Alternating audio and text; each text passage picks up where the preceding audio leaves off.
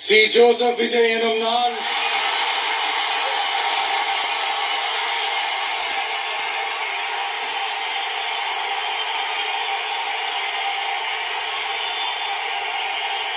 சட்டப்படி அமைக்கப்பெற்ற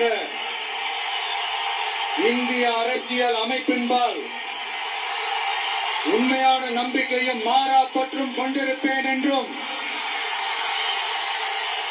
இந்திய நாட்டின் ஒப்பில்லாத முழு முதல் ஆட்சியையும் ஒருமையையும் நிலை நிறுத்துவேன் என்றும்